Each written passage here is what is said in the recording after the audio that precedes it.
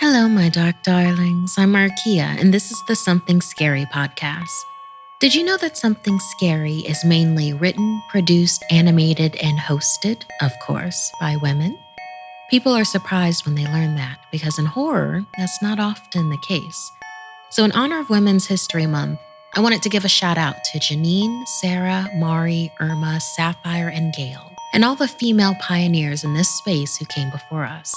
Keep on doing your great work and building a community of fierce females in horror. More people are scared of bugs than they are afraid of becoming the victim of crimes or even dying.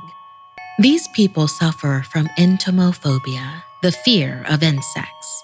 And when you think about crawlers that are small enough to burrow into the crevices of your skin, winged bugs that can attack from above, and billions of cockroaches that can survive a nuclear apocalypse, maybe we should all be scared to death of an insect invasion.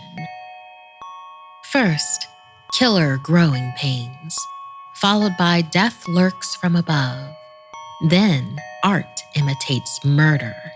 Finally, in our featured story, dying from the inside out. I receive hundreds of creepy story submissions every single week, and of those, the scariest ones make it into our podcast, along with the story that we've chosen to animate and post over at youtube.com/snarled. If you have a tale you're dying to share, send me an email at somethingscary@snarled.com. If you'd like to support Something Scary, then consider joining our Patreon. As a patron, not only can you help the show and see ad-free episodes, but you can also be a part of the horror and hear your name featured in one of our podcasts or weekly video stories. Visit patreon.com/snarled. So, want to hear something scary? Insect invasion. By the time a true tragedy puts your own day-to-day problems into perspective, the damage has already been done. Like in this story written by Janine Pipe. Kazia looked at her reflection yet again, somehow hoping the pimple had disappeared. But no such luck. There it was, red, angry, and huge. She wasn't particularly vain, and she knew all teens had blemishes, but this was an eyesore, and it hurt. It seemed to have appeared overnight. No usual telltale tingling so she could zap it with tea tree oil. And of course, it was right on her neck. She'd tried caking it in concealer, but after that failed, had chosen to wear a turtleneck in June. Still, at least she was just meeting her BFF for ice cream and not in school. In the end, she'd come home early. The high neck shirt was making her itchy and sweaty, and the area around the pimple was aching. When she peeled the shirt off, her neck was bright red like she'd had an allergic reaction. She took a long, cool shower, which helped a little, and by then her mom was home from work. Kazia was still wrapped in a towel when a head popped around the bedroom door. "Hey, Kazi, I brought noodles home for..." "What is that?" Her mom rushed over to look at her, gently examining her neck. "Did you go swimming in the lake by any chance?" Kazia nodded. Now that she came to think of it, the spot had appeared after she'd been in the water. "I think something nasty might have bitten you. Let me get some ointment." Luckily for Kazia, her mom owned all manner of medicines and creams, and soon the infected area was feeling cooler and less achy. But she did feel incredibly tired. Her mom suggested she get some rest and she would reevaluate in the morning. If it still looked dodgy, then she'd take her to urgent care. That night, Kazia tossed and turned. She ran a low fever and thrashed in the tangled sheets, cold sweat covering her body. She felt like she was burning up, and the heat radiating from her neck was almost too much to bear. She tried calling out to her mom, but found she couldn't speak. Unbelievably, the thing on her neck seemed to have grown, and she could sense it pulsing. Praying it wasn't some kind of a deadly poison and that her body was fighting the infection, she lay flat on her back, the only position that didn't affect growth. Just as daylight started to seep through the blinds, she jerked awake. She hadn't been in a deep sleep, more of a doze caused by exhaustion. She felt disoriented for a moment, and then the real pain began. Until then, her neck had been uncomfortable, achy, and sore. Now she writhed in agony as the pimple, the size of a golf ball, began to vibrate. Somehow, she managed to crawl into the bathroom and pull herself up using the sink so she could see into the mirror. Her eyes widened in horror as she looked at the bite. She could see something moving inside it, as if trying to push out. The skin was undulating, reminding her of a minuscule version of her aunt's stomach when she was pregnant with Kazia's twin cousins. They would push their limbs and you could see her aunt's stomach moving. Gripping the sink in pain and horror, Kazia watched as the spot burst open. It took all her strength not to pass out from shock. She felt the vomit rise in her throat as tiny creatures with bulbous bodies and too many legs began to crawl out of their birthing pod. The birthing pod that had been attached within her own body. As tiny insects, blood and pus poured from the now gaping wound, Kazia's mind finally shut down, and she fell to the floor, unconscious, as the insects continued to exit their host. They knew what to do, scurrying off and out into the neighborhood, all except a couple who waited, sensing another human in the house who would make a perfect host. Her mom found her there an hour later and quickly called 911. She didn't even feel the quick nip on her leg. Kazia recovered, physically at least. The doctors couldn't give any reasonable explanation as to why she refused to communicate, as she just lay there, staring into space. Her mom was so caught up in worry that she barely noticed the lump growing on the back of her own leg. She absent-mindedly scratched at it as it began to pulse, more of the creatures ready to be born. The hospital was full of new hosts, and soon the tiny alien insect-like creatures would be in their millions. Then they could begin their domination, eating their way through food supplies and destroying humanity, leaving behind mere husks of the humans who managed to survive. Thank you so much, Janine, for writing this story for us. Listener, have you gone to extreme lengths to cover up something embarrassing on your body? Ever feel like your body just was not your own? And that bump you're scratching at, how sure are you that it's just a bump and not something else? Bombs' mission is simple. Make the most comfortable clothes ever and match every item sold with an equal item donated. So, when you buy Bombas, you are also giving to someone in need. Everything they make is soft, seamless, tagless, and has a luxuriously cozy feel. The fabric is super soft, made from merino wool, pima cotton, and even cashmere, which makes them the perfect cozy layers. You can do a different character from Sesame Street every day of the week. They have the Count, Elmo, Cookie Monster, and of course, Oscar the Grouch, my personal fave. You may not know they also sell t-shirts and underwear. And did you know that those are the 3 most requested clothing items at homeless shelters? That's why Bombas donates one for every item you buy. Go to bombas.com/scary and get 20% off your first purchase. That's BOMBAS.com/scary for 20% off. bombas.com/scary. Deep in the mountains of West Virginia, a cryptid was discovered. Few have seen it, even fewer have lived to tell about it. Like in this story inspired by Alajah. Thank you to our Patreon member, Jill, whose name we're using in this story. Deep D rushed to the side of her best friend, Jill, as she lay in the hospital after a horrific car accident. Her body was in a full cast. So many bones had been broken.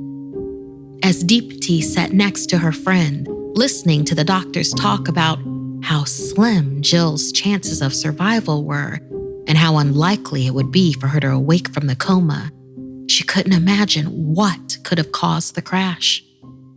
Investigators stopped by to see if there was any chance to speak with her, and that's when Deepti learned that her friend had been driving down the mountain when she swerved off the side of the road into an embankment. The curious part was that on top of the roof of the car were large claw marks stretching down to the driver's side. The officers assumed it was a large mountain lion or bear.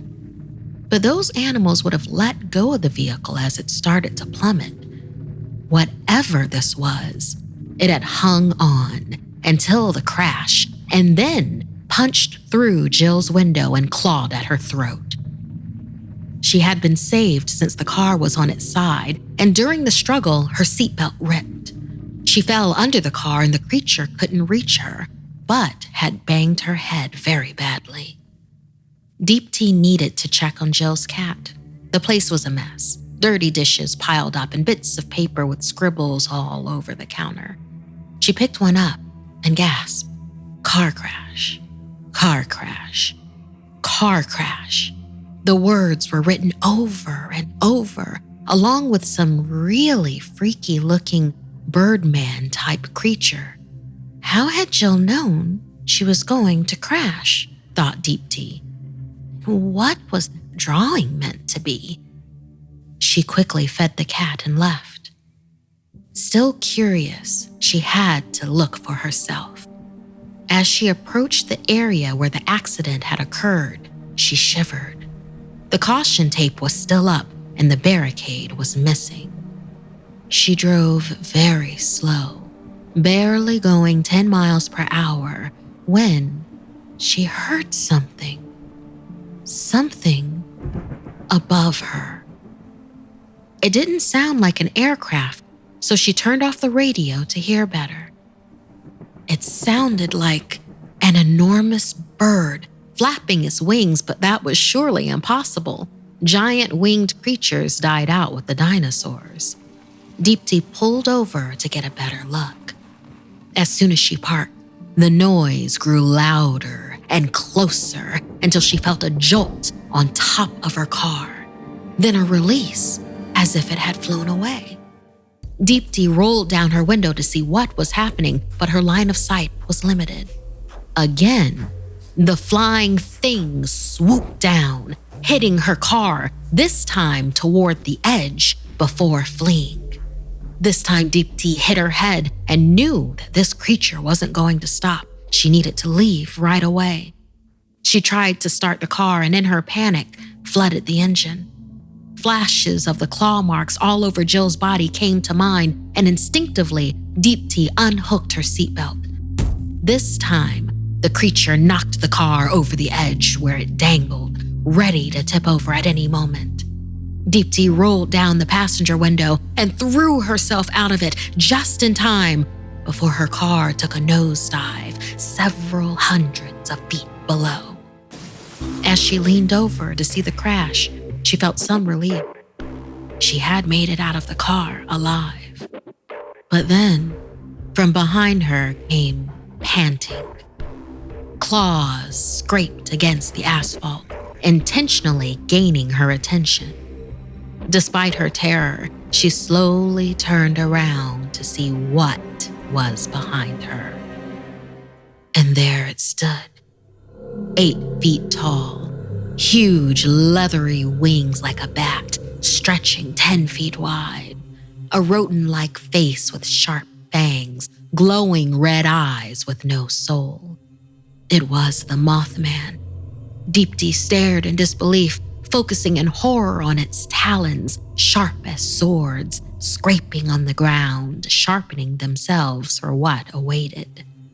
Of course, living near Point Pleasant, she knew the stories. Her grandparents had spoken of the fear in the 60s, when the mysterious creature, the Mothman, had been sighted and blamed for a bridge collapsing, resulting in the tragic deaths of 46 people. She had never believed it. It was just a cautionary tale, a money spinner for tourists. The winged beast was said to have appeared to many locals over the decades and either blamed for causing catastrophe or predicting future catastrophe. Whenever sighted, tragedy was almost certain to follow. The Mothman was a harbinger of death and doom. Deep Tea attempted to run, managing just 3 steps before the creature caught her. One lethal talon struck right through her torso, pinning her onto the ground. Blood began pouring out of her mouth instantly. She struggled to breathe, her lungs severed. The monster, its face inches from her face, began to sniff her, as if getting high from her death and fear. Once it had had enough, it began gnawing away at her face, ripping at the skin like a dog playing with its food. But the more she squirmed, the bigger the bites, and before long, her head was ripped off and swallowed whole. The Mothman didn't waste a thing, and once it finished the meal, flapped its wings and was gone. Having been denied its meal of her friend, the Mothman had made do with what had been offered. The mountain entrance was eventually sealed off, but only after the lives of 6 more drivers had been taken. No one knew the true cause, since no one lived to tell the tale of Talon Ridge. However, locals suspected it was the work of West Virginia's most infamous and elusive cryptid resident. The Mothman was back. Thank you so much, Alajah, for inspiring this Mothman tale for us. Would you have been brave enough to investigate what happened to your friend? Is brave the right word that I should be using there? How would you protect yourself from such a creature? Have you ever spotted anything supernatural? Maybe a cryptid that you've only read about on the internet until you saw it in real life. Tell us about it at somethingscary@snarled.com.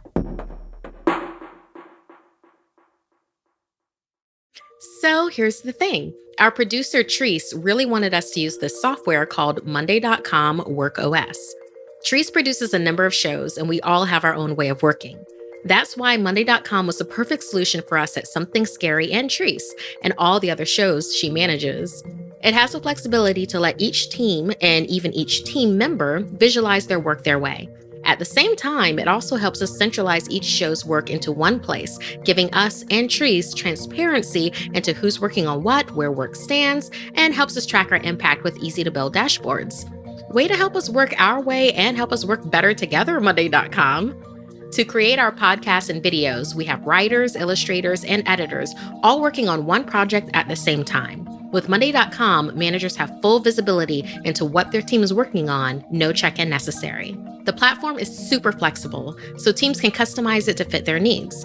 Create a workflow from scratch or simply pick a template. Get started right away and customize it however you want. To start your free 2-week trial, go to monday.com/podcasts. That's monday.com/podcasts. It is said that people hide behind their art, but sometimes their sins are too big to disguise, like in this story inspired by winter. Barnett and his family decided to spend the day at the Contemporary Art Museum during spring break as a way to pass the time. The museum had received some bad press after an attempted burglary a few weeks prior. Security footage showed someone breaking in, but never leaving.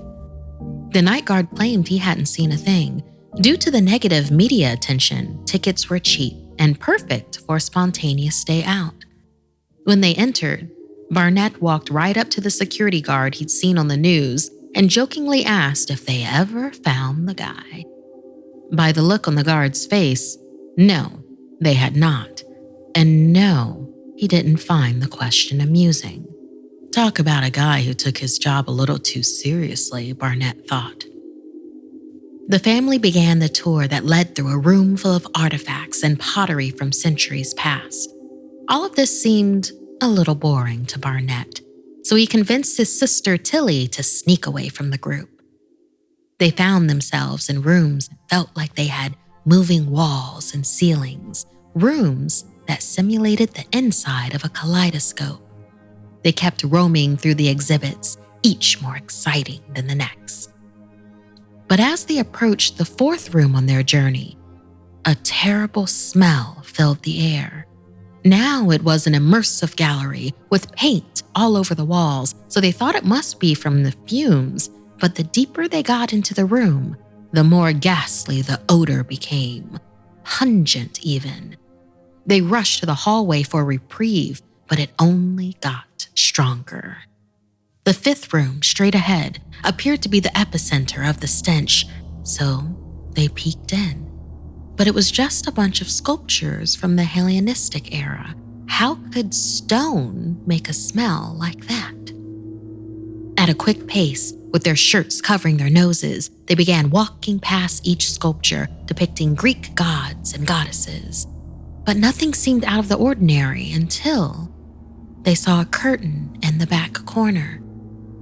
It draped from the ceiling to the floor, but there was a human silhouette behind it. They looked at each other and slowly walked toward it, wondering what they would uncover. Tilly's heart began to pound. This detour was no longer a fun adventure. She just wanted to find their parents. She tugged at Barnett's shoulder to leave, just as he pulled back the curtain, and there it was. Just another statue of a man, sitting on a stone with his head in his hands, as if contemplating. But as they were about to leave, Barnett looked down at the temporary placard at the sitting man's feet.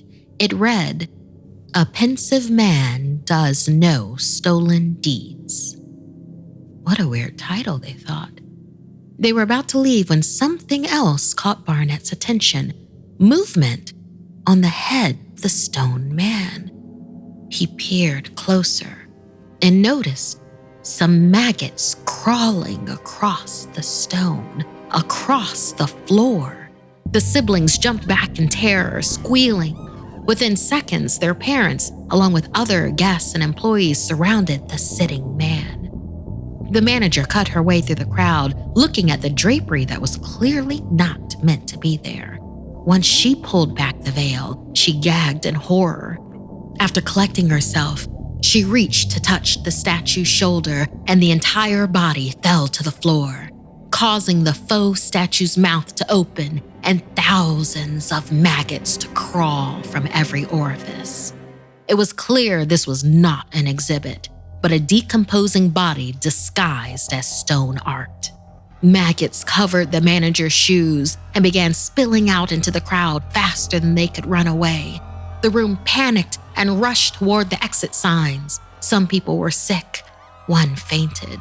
And just as Barnett was trying to flee, he ran straight into the security guard from the news. In an ominous and knowing voice, the security guard glared at him and said, "Oh, look at that. Looks like we found him after all." The guard's sinister smirk caused Barnett and his sister to exit even faster. They swore to never return. Meanwhile, all across the country, visitors to museums and galleries were noticing new and unusual exhibits popping up. Statues and artwork that smelled terrible and seemed to move. There was a serial killer on the loose, leaving bodies in various stages of decomposition, dressing them up as art all over the United States. So far, this person, or group of people, have never been caught, and no one can fathom how they are entering the buildings unseen.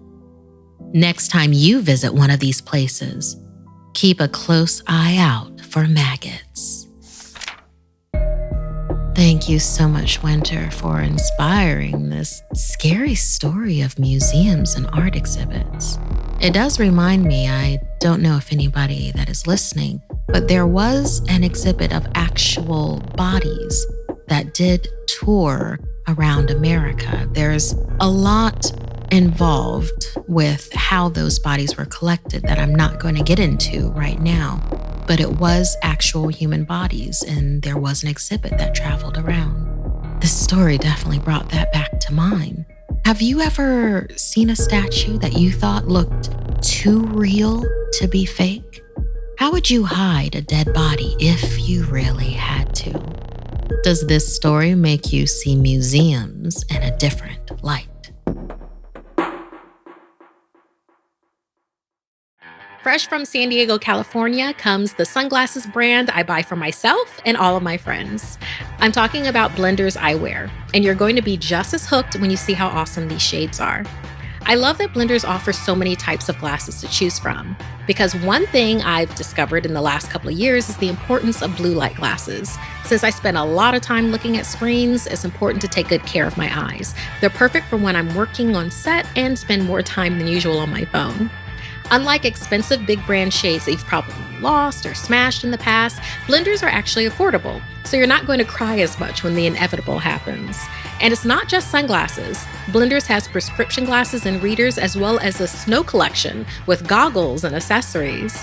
Live life in forward motion with Blenders today. To score 15% off your Blenders purchase, visit blenderseyewear.com and enter promo code SCARYVIP. That's blenderseyewear.com code SCARYVIP for 15% off. Blenders, rocked with pride worldwide. One way to survive high school is to keep your head down and blend in. But going along with the crowd could be the thing that kills you. My dad's job as a health inspector means we have to relocate a lot as he gets contracted to different cities across the country. Making friends at a new high school is always rough, but this time seemed to be different. Border High should have been called Boring High. It's so dull. The buildings are dingy, the classrooms small, and the students bland. Something is slightly off about everyone there. No standout personalities, and even the teachers all look the same, worn out and gray. Weirdly, in every class I attended, there were cockroaches scurrying across the floor and creeping out of the cracks in the walls. I even saw one on someone's desk, and they didn't even flinch. It was gross. Maybe my dad should have been inspecting the school rather than the local cereal plant. Then at lunch, I met Uma. Everything about her was vibrant, from her hair to her bright, eye-catching clothing. She's also new to school like me. Finally, someone with a sense of humor and some style. She isn't bland like everyone else. At least, she wasn't then. We compared schedules and found we had the exact same afternoon classes. We instantly bonded and hung out all weekend. I was super glad to have a new friend, especially since Dad always seemed really stressed at work, the job proving far more complicated than he had first imagined. I waved when I saw Uma in the halls Monday morning, but she seemed different, sluggish. Her usual rainbow tie-dye style had faded, and she appeared dull and gray, like old dishwater. I looked for her at lunch, but she wasn't there, nor was she in any of our afternoon classes. When I asked a teacher, they gave me some cryptic reply that Uma was just fine, not to worry, and that soon I would understand. What the heck did that mean?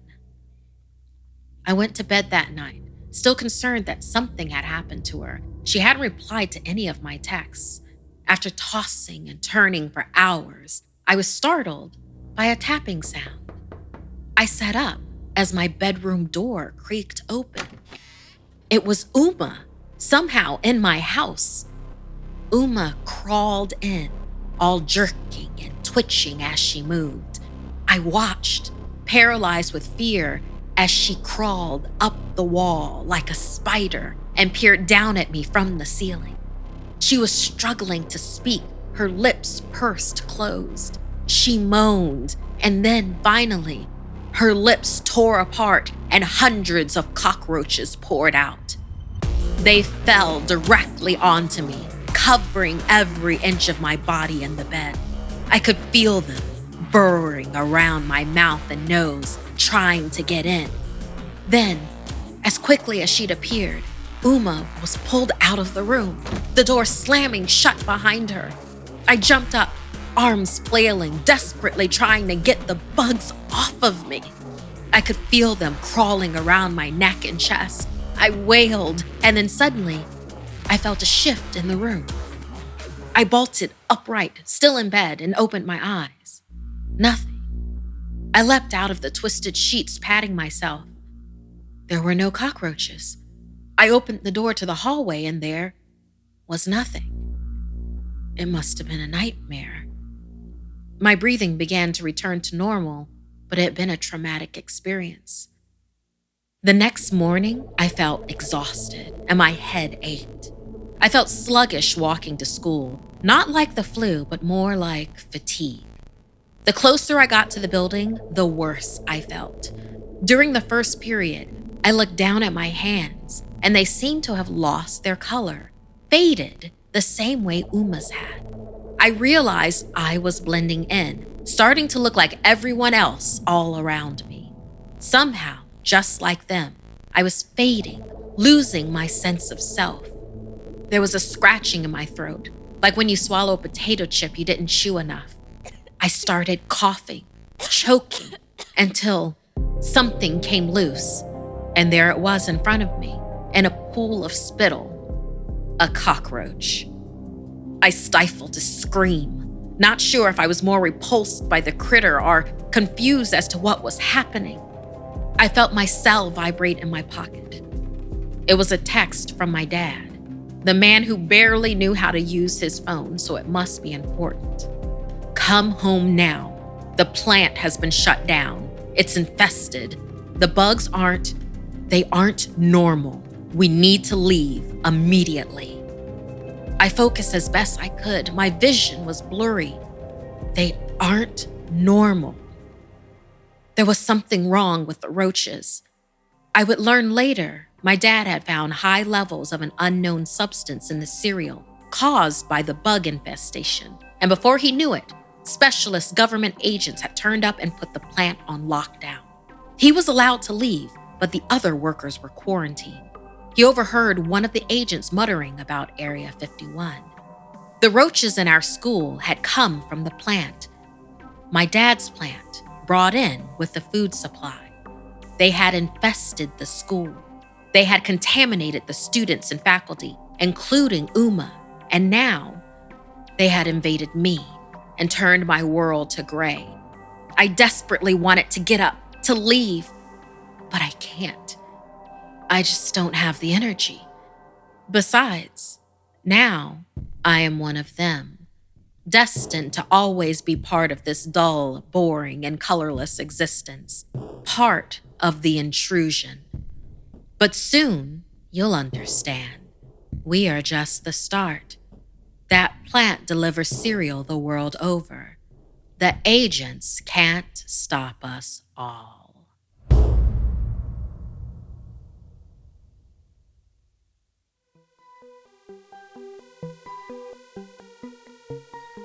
This week's podcast stories were edited by Markia McCarty, Sarah Lukasiewicz, and Janine Pipe. Narration by Markia McCarty. Audio edited and mixed by Fitz Harris. Additional audio editing by Calvin Linderman. Art and graphics by Mari Carlson. Produced by Hannah Mullen and Markia McCarty. Executive producer Gail Gilman. Music by Sapphire Sandalo and Calvin Linderman.